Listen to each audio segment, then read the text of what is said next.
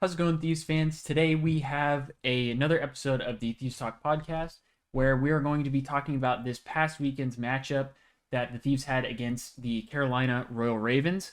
Now, it was not the outcome that we wanted. We'll put it blunt. We obviously wanted to take this one in any fashion, really. The fact that we lost is very disappointing. The Ravens are a decent team, but I did feel like the Thieves were better or are better.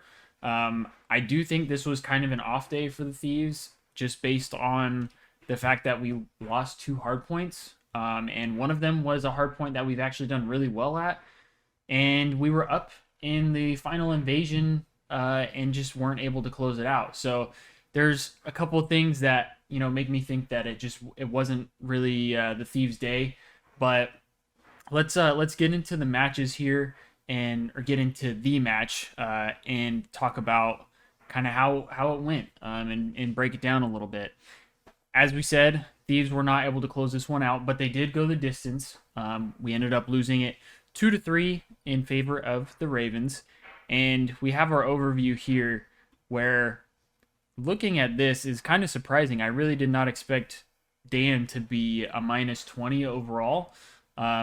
Kind of is shocking. I think he did have a little bit of a slower invasion search, and I'm not sure about the hard points, but I know that the team overall on the hard points wasn't up to par. Like they basically everybody was just getting outslayed when it came to the hard points. And the worst part was I really feel like they didn't necessarily play the hard points bad. It just seemed like they weren't getting the kills they needed, and maybe they were just kind of like slightly out of position or getting some bad timings or whatever. But I think even the casters, because Chance was casting, he was one that said there were situations, especially in the first hard point, that Karachi, where the Thieves kind of just didn't have things fall their way, I guess, is kind of like the best way to put it.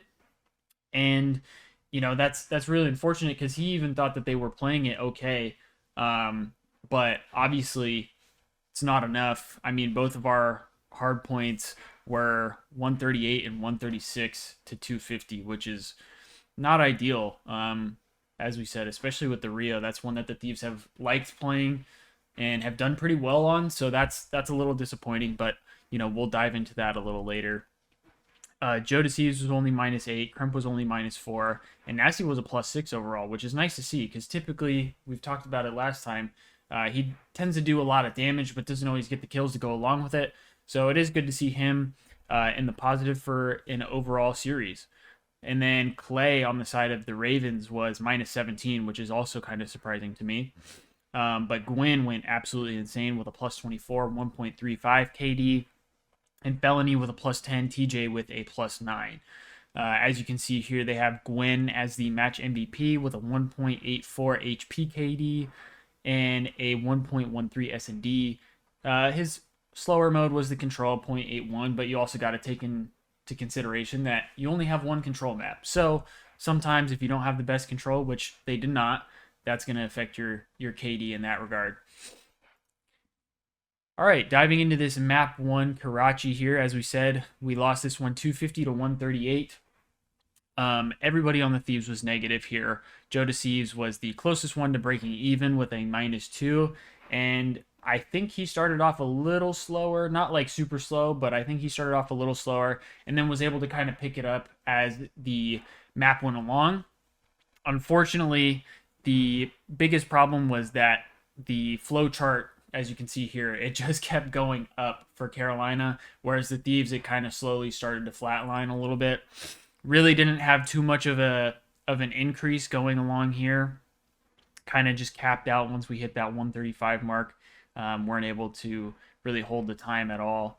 And then kill wise for the Ravens, we have a +9 out of Felony, +13 out of Gwyn, and a +4 out of TJ. Clayster was even.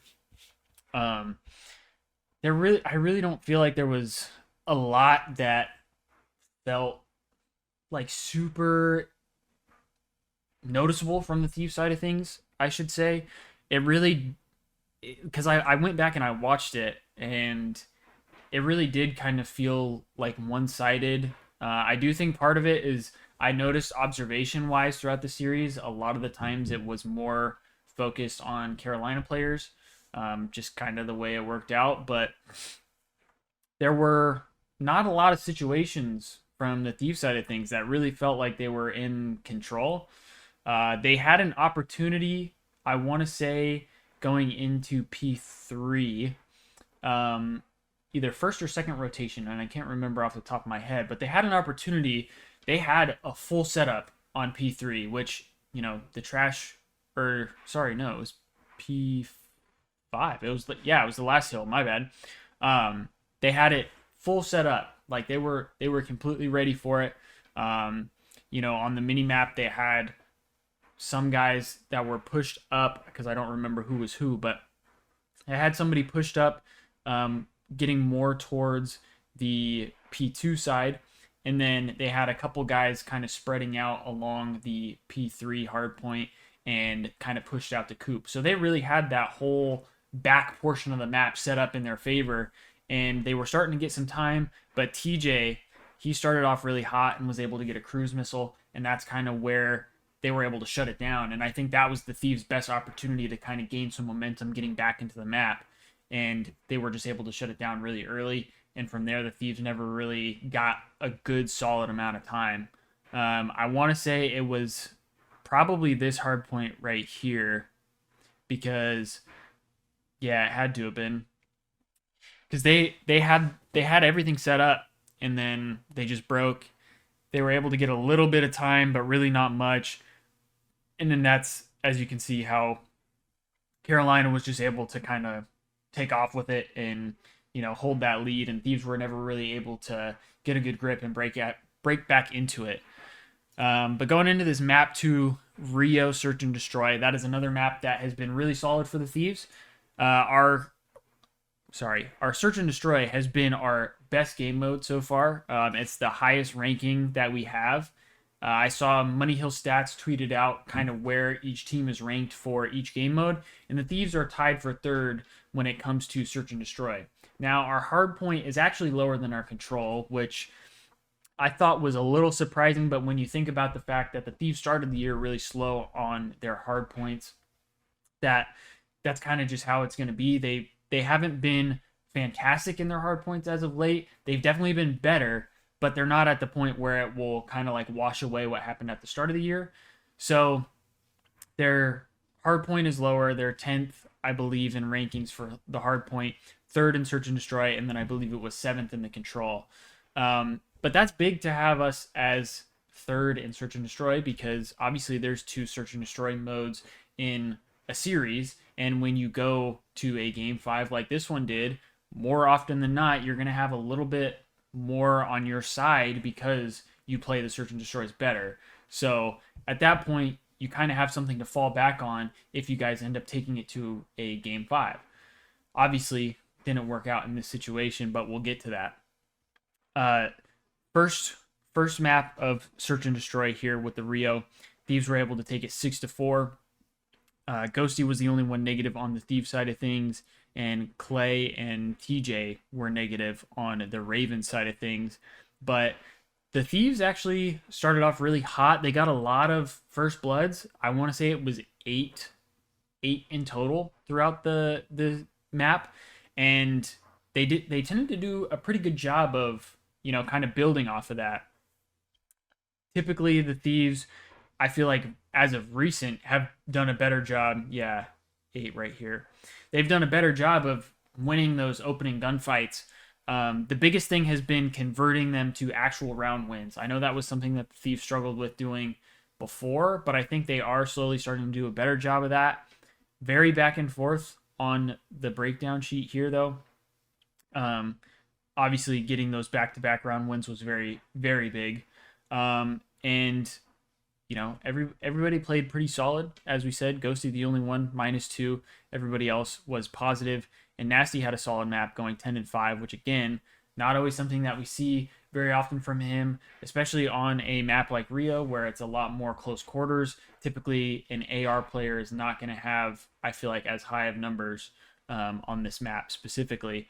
But he made some big plays. There was the the final round where it was him and Cramp. He was able to get a pick because I believe it was a 3v2, and Nasty was able to get a pick and then get out and keep his life, and then made it back into their spawn or their spawn building, the P3, and was going to catch back up to Kremp because Kremp was already mid map, I believe.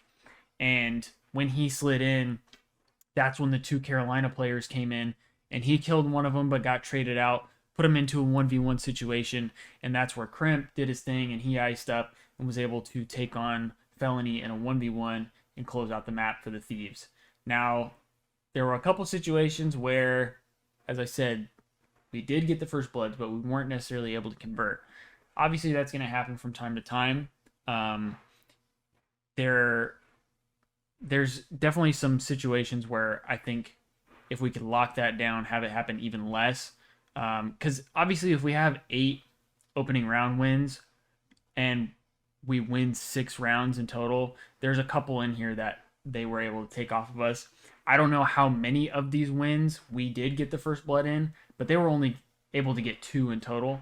So I would assume that, at least 50%. It has to be at least 50% if they won, unless they made some moves on these ones where, Carolina was able to win the first opening duel on one of these, and then they were able to bounce back, which I don't remember each round specifically, so I can't say. But it was good for them to ice up. It was, as we can see, very back and forth up until these 2 rounds right here, where the Thieves were able to win back to back, which was very big. And then obviously Kremp winning that 1v1 and Nasty making the plays to allow Kremp to have a 1v1, because otherwise it could have been a 2v1, which would have been a lot harder for him to win. So, credit to Nasty and Kremp for being able to close out that round and secure us this map. Now we had a Karachi Control as our third map, and I wasn't really sure how to feel about this because obviously we've played High Rise Control pretty well. Invasion, we typically play it okay, but we can never close it out. Karachi, we haven't played too much of, but the last time we played it, we did okay, but again, just weren't able to close it out. So I wasn't really sure how to feel about going into it, but the Thieves actually looked really good. I want to say I tweeted out that this might have been one of, if not their best overall control map with this current roster, just because, it just felt like they were kind of playing everything right.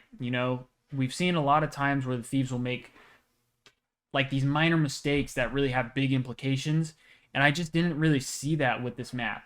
I think the biggest thing that felt like a mistake to me was there was a moment where Nasty had a streak and tried to play it on the A side of things when Carolina was on the point, and he wasn't able to get anything out of it, and then Carolina was still able to take that A point.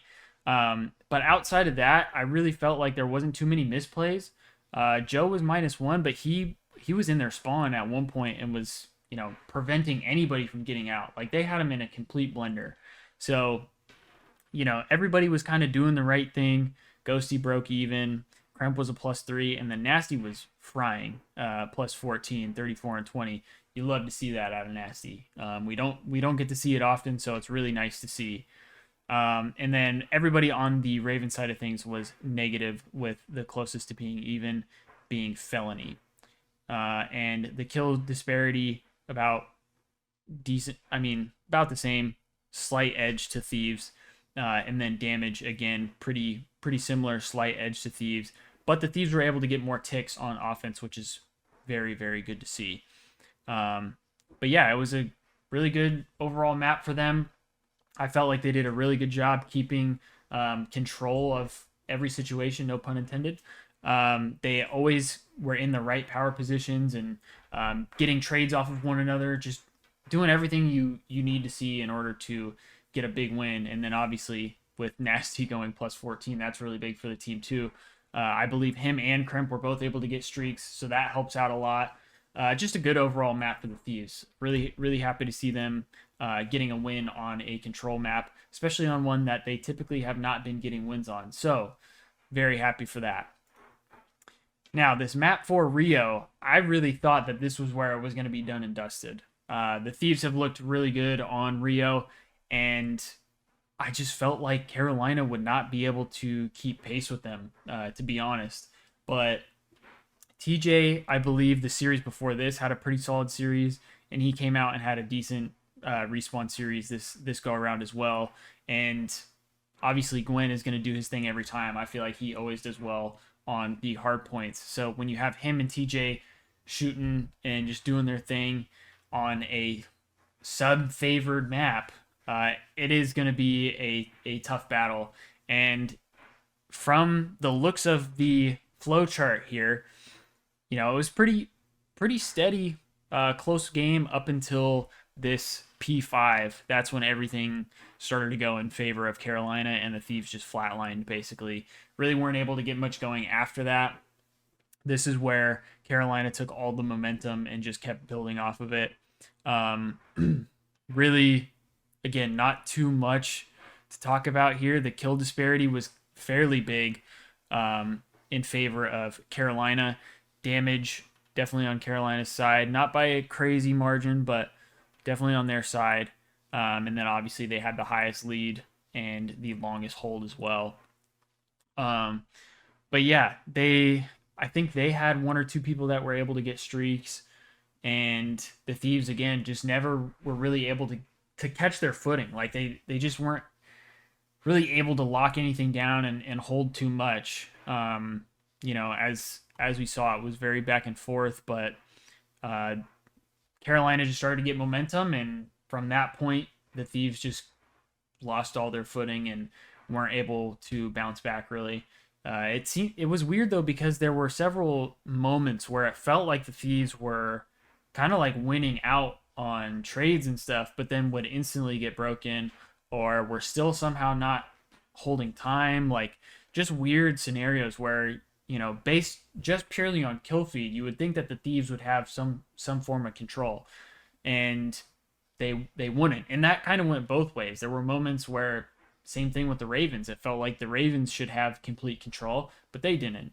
So kind of felt like kind of a weird hard point in my opinion, but really just kind of flipped it on its head. As you can see, Nasty 15 and 23, Kremp 21 and 25, Joe Sieves 19 26, and Ghosty 19 and 25.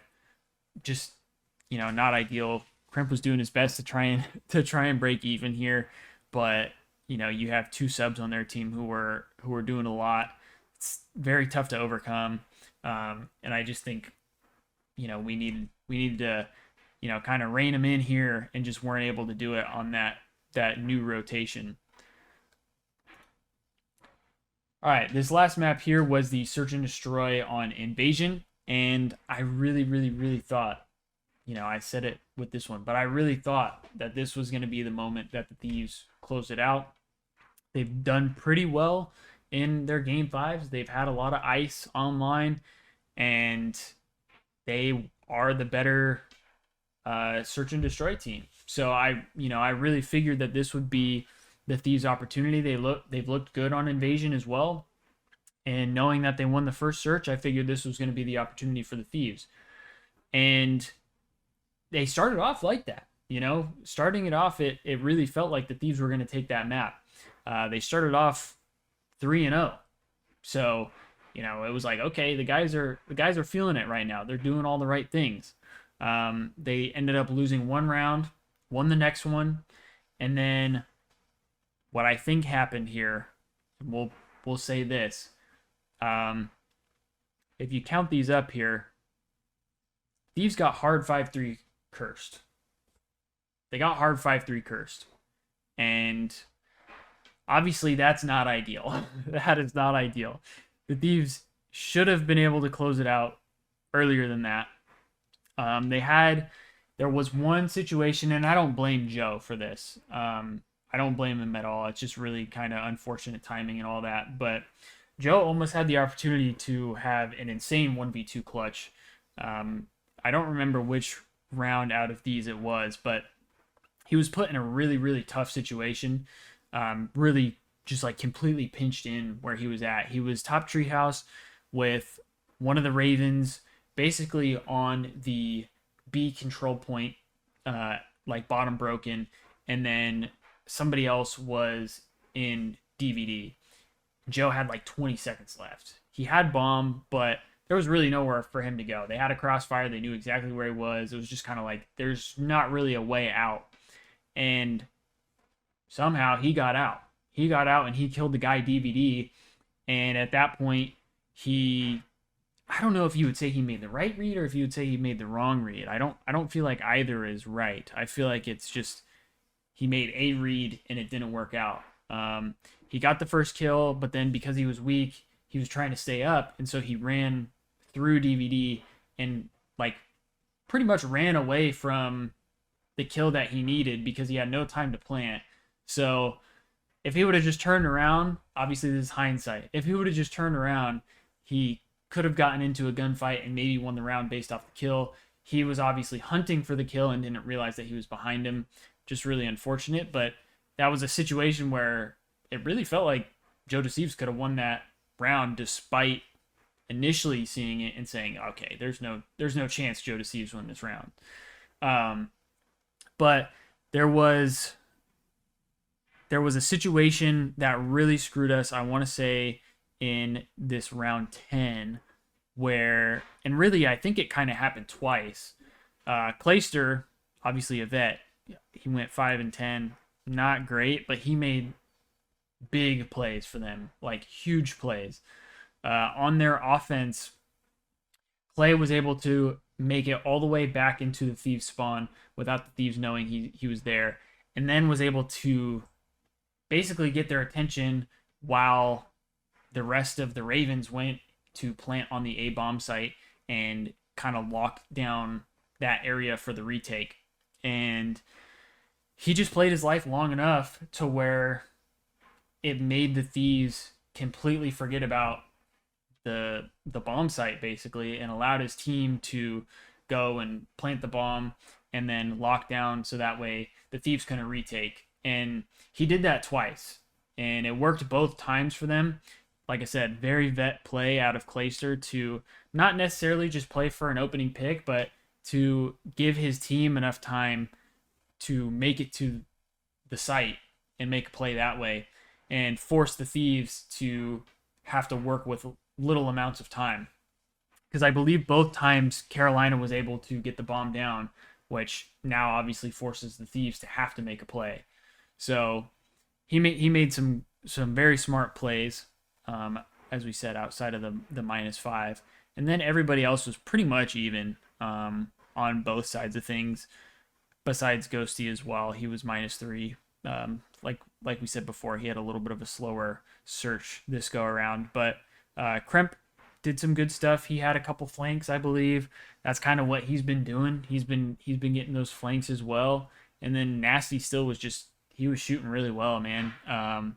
In the final round, there was a situation where Gwen almost got picked off by Nasty, just based off of, the gun skill of Nasty. Like, it was really impressive shots, got him a little weak, but Gwen played it smart and didn't overextend, didn't chow, whatever. And then, as we said, that was when Clay was kind of able to take that route and get behind the Thieves and force them to pay attention to him instead of what was going down on the other side of the map. So really, really tough. With being up 4-1, you got to be able to close that out. And the Thieves know that. In their player cams at the end of the series, they were visibly upset, and you can understand why. They didn't play either of their hard points particularly well, and they were up 4-1 in the search and weren't able to close it out. And this is a team that the Thieves really needed to beat, because right now it's a really tight race going into champs, and any team that is kind of in the middle of the pack, if you can steal away some points from any of them, that's a big deal. And I could be wrong, but I think if the Thieves would have won this series, that the Ravens would have been completely out of champs. Now, I don't know off the top of my head for sure if that would have been a guarantee, but if the Thieves win that, I think there's at the very least a high possibility that the Ravens don't make it to champs. But now I think they're still in the hunt. They're still trying to get enough points to be able to make that push. And I get nervous with how that all works out. That if both teams end up making champs, because obviously there's a world that the Thieves and the Ravens, or I should say, don't make champs. So if both teams make champs, there's just a part of me that gets nervous that it's like, will the Ravens be the team to knock the Thieves out of champs? And this was the moment that the Thieves needed to win to get them out, so that way they don't even have to face them. I hope it doesn't happen. Maybe that's the pessimist in me thinking about that, but just a little bit of a scary thought. But we still have some series that we have to play, that we have to win, and probably some other situations that we have to hope other teams lose. Just kind of the way it is with the middle of the pack in the league right now, because obviously you have that stack of the top 4 teams that are just kind of running away with everything. And then you have everybody below that who's kind of just fighting to make it to champs. And really, a hot weekend or a cold weekend could kind of change how that whole layout is set up. So I think the nerve-wracking thing about this too was, if the Thieves won this series, I feel like there was still a decent opportunity that they would make winner's bracket going into this tournament, this upcoming tournament. Whereas now, the Thieves, their next couple matches, they have Toronto, I believe, up next on Saturday, and then FaZe after that on Sunday. And those are going to be tough matches, very, very tough matches. And not only after that, you have Vegas, who has been playing a lot better than what they have been. And then after that, you have New York. So it's not an easy road the rest of the way. They kind of need to steal some wins here in order to hopefully make winner's bracket, because any points that they can get from the tournament is going to be absolutely huge. And right now, they're just probably not going to get that many points online based off of who they face. So they really need to win an upset basically at this point to still have somewhat of a chance at making the winner's bracket, I feel like. Now, obviously, it depends on how other teams play out and all that kind of stuff as well, because I don't know what the standings are for everybody else and where that'll end up. But as we said, Vegas has been playing better. Seattle has been playing better. So those are 2 teams that are kind of creeping into that winner's bracket as well. So, for the Thieves' sake, if they can beat at least one of the 3 top 4 teams that they face before the tournament, that'll be big.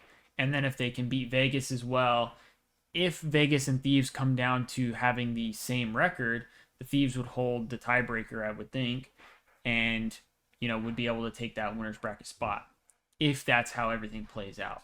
I'm not a statistician, so I don't know what and all needs to happen, what needs to play out for the Thieves to make winner's bracket. But winner's bracket would obviously help a lot, because it gives you basically 2 opportunities, and the Thieves really, really, really need points to kind of create a little bit of space to get them out of the middle of the pack and hopefully get them up just a little more. Because I don't remember if for champs they start off with everybody's in winners bracket, or if they do the same thing that they've done throughout the year where they have some teams in winners and then some start in losers. I want to say it's the latter. I think they do the same type of system, but obviously that wouldn't be ideal for the Thieves to start in the losers bracket. At that point, you have to make an insane run, and you're going to go up against basically the best teams either way. So very, very risky situation for the Thieves, all because of kind of one series. I as I said, I do think it was a slow weekend for them. I don't think they played up to their typical standard, but they're at a point right now where they have to be able to kind of keep those weekends to a minimum. And obviously that's a lot easier said than done. But yeah, I really hope that the Thieves are able to take one of these series that they have coming up as an upset. It would be very, very big. It should be a huge momentum boost for them. FaZe even struggled against the Ravens. The Ravens almost beat them three low key almost beat them 3-0 because they were up 2-0 and then got reverse swept. So it should be a grueler of a series. Same with the Ultra series and same with the New York series. I thought that the best opportunity the Thieves would have down the line was going to be against New York, but maybe there's a chance with FaZe. Thieves typically play FaZe pretty well, and FaZe I feel like has not been playing as well as their normal selves. Obviously, they're still winning series, but they're keeping teams in that shouldn't be kind of close to them. And I think that leaves the Thieves an opportunity to, kind of bite at their heels a little bit and maybe come out with a really tough win. I tweeted it out, but for me, at the very least, I would love to see a competitive series against Ultra, FaZe, and New York, because even if we lose, but we were competitive the whole time, now you can at least go into another series against a team like that down the line saying, all right, we had the opportunity to beat this team. Maybe there were some 50-50s that didn't go our way. Now, next time, if we do get the 50-50s, maybe it will go our way, and we have a chance to upset a top 4 team. Obviously, there's very, very little time left. There's a possibility that after this split, the Thieves don't play another team like that. But in order to make some waves and to get some good points, they're going to have to run into a top 4 team at some point. So that's all I want to see out of them this weekend. To me, that would be, a solid win. Obviously, not on the stat sheet, but that would be good just to say we know we can beat a team of this caliber. It's just a matter of if we play our game. And I think right now they really haven't been able to fully prove that with this current roster because they haven't had a lot of top 4 matches. I believe Optic was the only one in the last split, maybe Ultra. So this is a good opportunity for that. As we said, it's just unfortunate it's really late in the season. But yeah, that's kind of where we're headed as well. But yeah, this weekend, as I said before, we got 2 matches. They're both going to be gruelers. Ultra and Atlanta FaZe. Ultra is on Saturday, I believe, and FaZe is on Sunday. So very, very much looking forward to that. As I said, hopefully we have a really good series against them. And would love to scrape one out, at least one. It would be crazy if we were to get more than one, but I don't want to ask for too much. I know it's going to be a tough series either way, but I'm very much excited for that. Should be some good Call of Duty. But yeah, that's going to do it for today's episode. If you guys enjoyed, please hit that like and subscribe button. I try to do these every week, and I'm going to continue to try and do more new content as well that I would strongly suggest sticking around for. And if you don't follow me on Twitter, I also strongly suggest following my Twitter account, the Thieves Talk Twitter. Just posting a lot of Call of Duty stuff, trying to keep up to date on everything LA Thieves, and I try to tweet live and be on top of it during the matches and give my my thoughts and my takes on stuff while it's happening. So if you're interested in that, please go give that a follow. But yeah, that's going to be it. Appreciate everybody who tuned in this week, and I look forward to seeing you guys next weekend. Hopefully we can get at least one win on the board after next weekend. See ya.